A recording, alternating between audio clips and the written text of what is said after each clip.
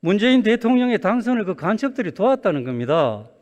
대통령이 간첩을 도움을 받아서 대통령이 된 겁니다. 의원님, 그래서 존경하는 국민 여러분, 박병석 국회의장과 선배 동료원 여러분, 김부겸 국무총리를 비롯한 국민의원 여러분, 천년고도 경주시 출신 국민의힘 김석기 의원입니다. 문재인 정권 4년 만에 민생, 경제, 국민생활, 외교, 안보 등 모든 국정 분야에서 나라가 망해가고 있습니다. 그리고 이 정권은 우리가 피땀 흘려 이룩한 자유 대한민국을 망친 것도 모자라서 이제는 정권을 뺏기지 않으려고 공수처, 국정원, 검찰 등 국가 권력기관을 총동원해서 야당의 유력한 대선 후보를 강제로 끌어내리려는 천인공노할 공작 정치 공작까지 자행하고 있습니다. 국무총리 앞으로 나와주시기 바랍니다. 총리 고생 많습니다. 네. 이 정부의 가장 중요한 책무는 나라와 국민을 안전하게 지키는 것이라고 생각합니다. 동의합니까? 네.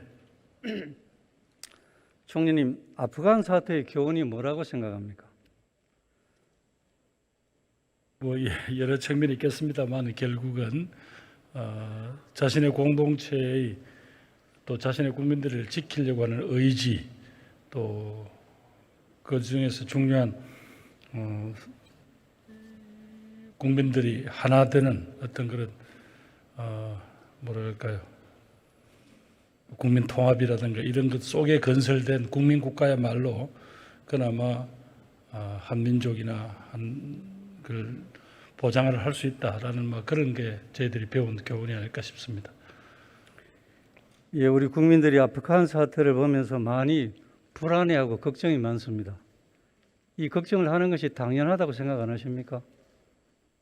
그래서 의원님, 불안하다라기보다는 오히려 어떤 국제 정치의 어떤 냉엄한 현실 속에서 스스로가 일어서지 못하는 어떤 그런 민족이나 국민들에게 닥친 안타까움이 아닐까. 특히 또 종교라는 이유 때문에 내분에서 저렇게 내전을 치르고 외세가 개입하고 하는 그런 비극의 역사가 최근 한 30년 이상 되풀이 된 데 대한 어떤 그런 안타까움이 아닐까, 저는 그렇게 생각합니다.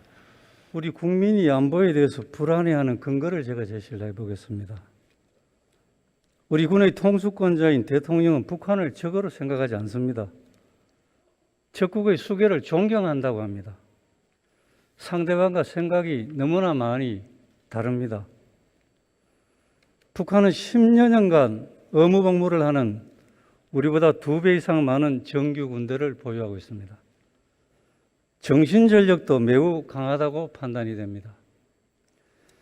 북한은 히로시마에 투하된 15킬로톤의 원자폭탄보다도 20배나 살상력이 높은 300킬로톤의 핵무기를 보유하고 있다고 추정이 됩니다.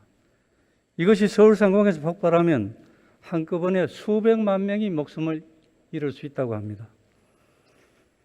우리 군은 어저께 북한이 발사한 순항미사일 그 발사 자체도 모르고 있었습니다. 우리 방어택선은 이렇게 허술한 것입니다.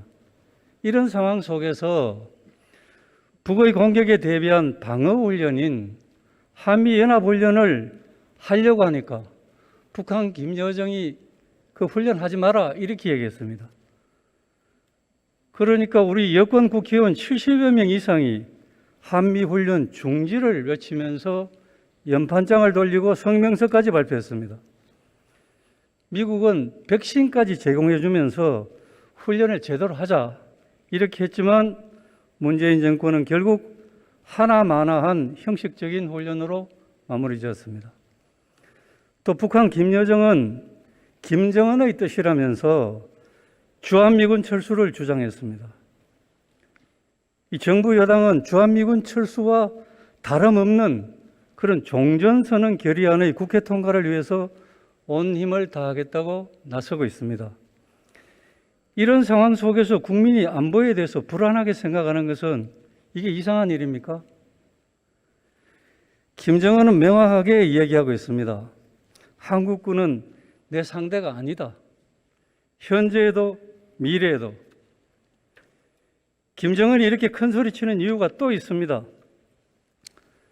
총리님, 청주 간첩단 사건 아시죠? 예, 뭐 얼마 전에 보도된 걸 보았습니다. 예. 그 간첩들이 북한으로부터 어떤 지령을 받았고 어떤 활동을 했는지도 알고 계십니까? 뭐 언론에 보도된 바로까지는 알고 있습니다. 예. 그 간첩들이 북한으로부터 거액의 공작금을 받았습니다. 그리고 김정은에게 피로서 충성맹세를 혈서를 쓰고 약 4년 동안에 우리 한국에서 북한의 지령을 받고 간첩 활동의 내용을 북한에다가 보고를 했습니다. 이 간첩단 중에는 이 정권이 예지중지하는 민주노총의 간부를 역임한 자들도 있었습니다. 이 내용은 알고 계신가요?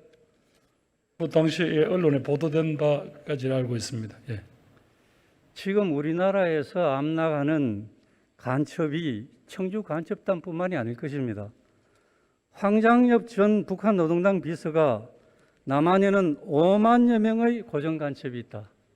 이렇게 얘기를 했습니다. 북한 간첩이 지금 전국 각 지역에서 활동을 하고 있을 것입니다. 그리고 황장엽의 얘기에 의하면 우리 한국의 권력 핵심부에도 간첩이 있다. 이렇게 얘기했습니다. 총리님, 간첩 잡는 기관이 어디입니까? 간첩을 잡아야 되는 국가기관이 어디입니까? 현재로서는 그 국가정보원이라고 봐야죠. 예. 그리고 경찰의 대공 담당하는 부서가 있습니다. 국가 안보를 위해서 간첩을 잡아야 할 국정원이 본연의 임무는 뒷전이고 야당의 유력 대선 후보를 제거하기 위해서 정치 공작을 했다는 의혹에 휘말리고 있습니다. 박지원 국정원장의 이때까지 성향을 보면 충분히 의심할 수 있는 상황이라고 다들 얘기를 합니다. 간첩 잡을 때 사용하는 공작 기술을 야당 대통령 후보 제거하는 데 사용해서 되겠습니까? 지금 예, 의원님. 박지원 원장이 고발당한 것은 알고 계시죠? 오늘 고발하셨습니까? 그 내용을 아직 모르고 있습니다. 총리님, 그런 것도 보고를 안 받으세요? 아니, 언론을 통해서 할 예정이다까지만 알고 있었습니다만, 예. 박지원 원장이 고발을 당했습니다. 국가정보원법 위반, 공직선거법 위반으로 고발을 당했는데, 자, 그러면 이 공수처가 우리 당 의원이 고발장이 접수됐다는 것을 기화로 나흘 만에 정광석화 같이 국회에 와서 국회의원 사무실을 강제로 압수수색했습니다. 그러면 박지원 국정원장도 고발장이 접수됐으니까 나흘 만에 압수수색을 해야 되겠죠? 어떻게 생각하세요? 의원님, 어제 여기서 그 법무장관하고 문답을 하는 걸 보니까 공수처가 신청한 그 영장에 대해서 어느 법원의 어떤 판단이 있었기 때문에 영장을 발부한 게 아니냐, 뭐 그런 취지로 답변하는 걸 들었습니다. 그냥 뭐 무작정 그냥 의원회관을 이렇게 들이닥쳤다 하는 표현은 조금 아닌 것 같고요. 아마 영장에서 그럴 만한 그 압수수색에 대한 그런 법원의 허가가 있기까지는 또 그런 어떤 정황에 대한 뭐 것들이 있지 않았겠나, 뭐 저희들은 짐작하고 있습니다. 결국 어제 17명의 공수처 수사관이 검사를 포함해서 나왔습니다. 우리 김웅 의원 국회의원회관 사무실을 수색했는데 아무것도 가져갈 게 없었다고 확인서를 써주고 갔습니다. 이런 무리한 강제 수사를 야당 의원 국회 사무실에서 하는 건 정치 탄압 아닙니까?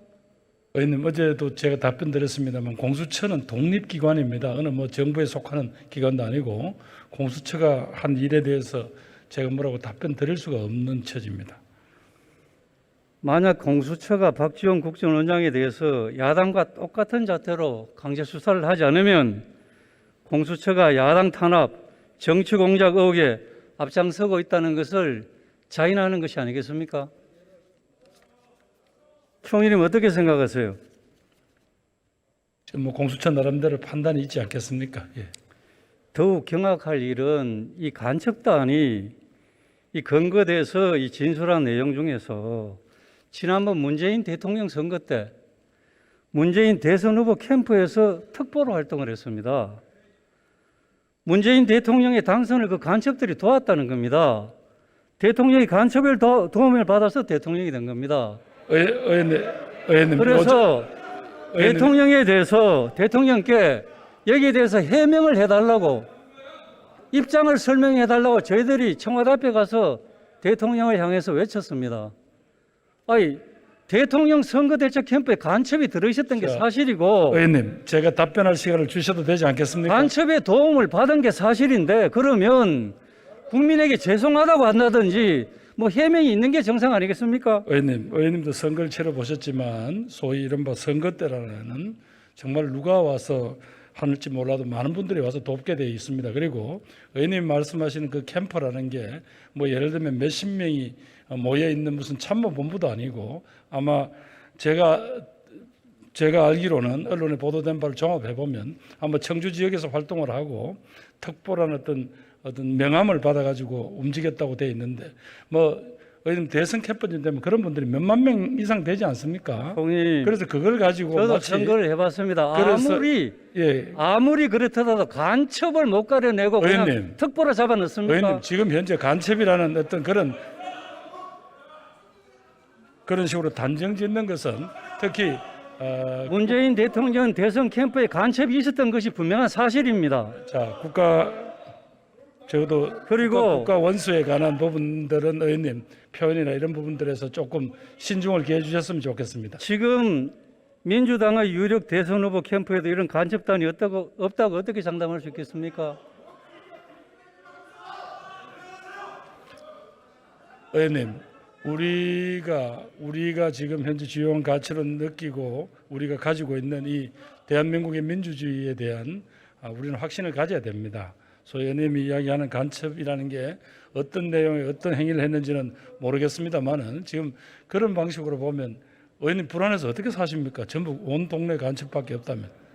의원님, 요건 조금 더 표현이라든가 이런 부분에 대해서 의원님 충분히 하시고 싶은 말씀 뜻은 이해하겠습니다만은 표현은 좀 신중하게 해주시면 아니 감사하겠습니다. 간첩 지금 우리 공안 당국이 간첩으로 발표를 했지 않습니까? 아니 그러니까요, 의원님 뭐 최종적으로 확정되려면 재판 과정일 테고 지금까지 나타난 행위로 봐서 충분히 그를 의심이 갑니다만 그렇다고 해서 의원님 그것이 곧마치 국민의 선택을 받은 대통령이 간첩 때문에 선거운동을 해서 됐다. 이거는 지나친 비약이 아니겠습니까? 간첩 때문에 된 게 간첩의 도움을 받았지 않습니까? 특보로 채용해서 도움을 받았지 않습니까? 총재님 질문 계속하겠습니다. 6.25 전쟁이 소련과 중공의 사주를 받아서 북한이 침략한 게 맞습니까? 여기 동의합니까? 의원님 조금 질문을 조금 한번 더. 예. 6.25 전쟁이 소련과 중공의 사주를 받은 북한이 우리나라를 침략한 게 맞습니까? 뭐 남침이라는 것은 역사적 사실입니다. 예. 그런데 민주당 유력 대통령 후보인 이재명 후보와 이 정권의 하수인 노릇을 하는 김원웅 광복회장은 마치 미군은 점령군이고 소련은 해방군이었다 이런 식으로 이야기를 하고 있습니다. 이 말이 맞는 말입니까? 일부 과거에 역사학자 중에 그런 의견을 한 사람도 있습니다만은 나중에 냉전이 무너지고 여러 가지 소련 측의 문서가 다 공개되고 난 뒤에는 이제는 저런 인식을 가진 분들은 거의 없다. 저는 그렇게 알고 있습니다. 우리나라 국가 안보를 위해서는 한미 동맹을 굳건히 해야 되는 입장이지 않습니까? 근데 우리 대한민국의 대통령이 되겠다는 사람이 어떻게 이런 발언을 할 수 있습니까? 미군이 점령군입니까, 총리님? 지금 이제 아마 그분들이 스스로가 아마 첫 번째 낸 포고문에다가 아마 그런 표현이 있어서 그런 게 되는 그런 문제가 발생한 것 같은데요. 그렇다고 지금 현재 대한민국 국민들이 미군은 점령군이고 소련군은 해방군이다 이렇게 생각하는 분은 거의 없다. 그런데 그렇게 민주당의 유력한 대선 후보가 그렇게 발언을 직접 했지 않습니까? 아마 저는 미국 군대는 점령군이다. 저는 맥락으로 보아서 그런 취지가 아닌 것 같고요. 문재인 정부 집권 내내 이 문재인 정부는 북한의 눈치를 보면서 쩔쩔매고 북한이 시키는 대로 해왔습니다. 그럼 의원님 지난 만에 하나 5월 달에 이재명 있었던 후보가 한미 정상회담은 어떻게 판단하십니까? 이재명 후보가 대통령이 되면 될 리도 없겠지만 이 나라를 아예 북한에 갖다 바칠 것 아닌가 이렇게 걱정하면서 그런 북한과 같은 나라에 살기보다는 차라리 이민 가겠다는 국민도 지금 많은 것 같습니다. 이 말에 대해서 어떻게 생각하십니까? 예, 의원님 일부 극단적인 그런 생각을 가진 분도 있겠지만은 적어도 지금 대한민국의 민주적 절차, 이게 민주적 정당성 자체를 의심하는 국민은 없습니다. 의원님 그런 점에서 대선 과정에서 경쟁이 격화되는 게 현실이라 하더라도 의원님 생각처럼 어떤 극단적인 어떤 그런 평가나 판단 또 상대당 후보들에 대해서 그런 표현들은 좀 적절치 않은 것 같습니다. 지금 이 나라를 위해서 싸워야 될 군인들이 사기가 땅바닥입니다. 알고 계시죠?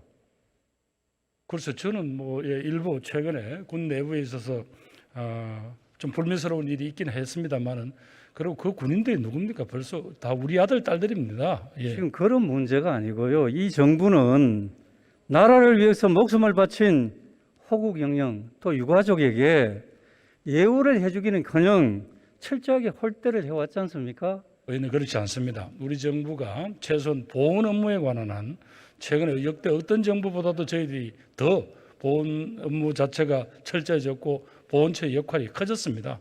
의원님 이 점은 분명히 우리 총리님, 예. 이 화면 한번 봐주십시오. 이 문 대통령은 호국 영령을 기리는 행사에는 신경도 안 썼습니다. 매번 불참했습니다. 그리고 유가족들을 철저하게 무시하는 행태를 쭉 보여왔습니다.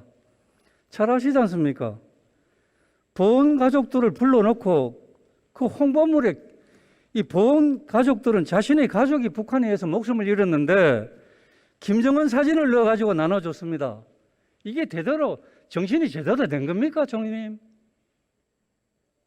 이렇게 이런 태도를 보이면서 우리 국군들이 적군과 싸워서 이 나라와 국민을 지켜달라고 할 수 있겠습니까? 의원님, 우리 국군은 어떤 외부의 어떤 적으로부터 우리 국민과 국민의 재산, 생명, 안전을 지키는 그런 군대입니다. 그래서 의원님 자꾸 그렇게 너무 우리 군에 대해서 그렇게 부정적 시각을 갖는 것은 적절치 못하다고 생각합니다. 제가 우리 군에 대해서 부정적인 시각 갖지 않습니다. 저는 대한민국 국군 정말 존중하고 존경합니다. 그런데 대통령이 그런 태도를 보이잖아요. 의원님, 지난 5월 달에 한미 두 국군 정상께서 워싱턴에서 발표한 성명 보십시오. 거기 어디에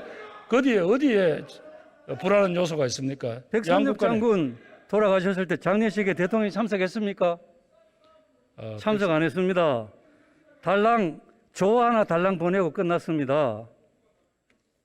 그래가 되겠습니까? 백선엽 장군은 6.25 전쟁 때 이 나라를 지켜준 영웅이지 않습니까? 미국도 인정하는 영웅이지 않습니까? 아니, 박원순 시장 성추행에서 그 문제로 해서 목숨을 잃었는데 거기는 대대적으로 장례식을 해줬습니다. 그리고 우리 백선엽 장군 시민들이 분향소를 만드니까 그걸 강제 철거하고 변상금까지 부과했습니다. 이렇게 호국영령을 무시하는데 나라를 지킨 영웅을 무시하는데 어떻게 군인들이 나라를 위해서 목숨 바치겠습니까? 의원님, 백선엽 장군께서 그런 공도 있지만은 또 그분이 젊은 시절에 과도 있고 이랬기 때문에 우리 사회 내에서 이 문제에 대해서 조금 그분의 업적에 대한 논란이 있었던 것도 또 사실 아닙니까? 그래서 혹시 말하자면 거기에 최소한도에 걸맞는 정도의 예우는 했어야 되지 않는다고 꾸짖으시면 저희들이 그 점은 여러 가지 부족했다고 생각하지만 그렇다고 해서 이것이 바로 백선엽 장군하고 무슨 박원순 시장하고 이걸 동시 같은 차원에서 비교할 문제는 아니지 않겠습니까? 총리님 반성해야 됩니다. 이 정부는 이런 점을 정말 반성해야 됩니다. 누가 나라를 위해서 목숨을 바치겠습니까? 이렇게 홀대하는데 총리님 들어가셔도 좋습니다. 예. 문재인 정권은 집권 내내 국민의 고통에는 눈을 감았고 국가 안보는 나몰라라 했습니다. 말만 하면 거짓말로 국민을 속여왔고 국민을 아무것도 모르는 바보 취급해왔습니다. 급기야 정권을 빼앗길 위기를 느낀 문재인 정권은 공수처, 국정원, 검찰 등 권력기관을 총동원해서 제1야당의 유력 대선 후보를 피의자 신분으로 입건하는 사상 초유의 대선 개입과 정치 공작을 시도하고 있습니다. 문 정권의 이런 치졸하고 천인공노할 만행을 국민들도 똑똑히 지켜보고 있으며 이럴수록 정권 교체의 불꽃은 더욱 활활 타오를 것입니다. 국민 여러분께서는 자유대한민국을 지키기 위해 무도한 문재인 정권을 내년 대선에서 반드시 정권 교체로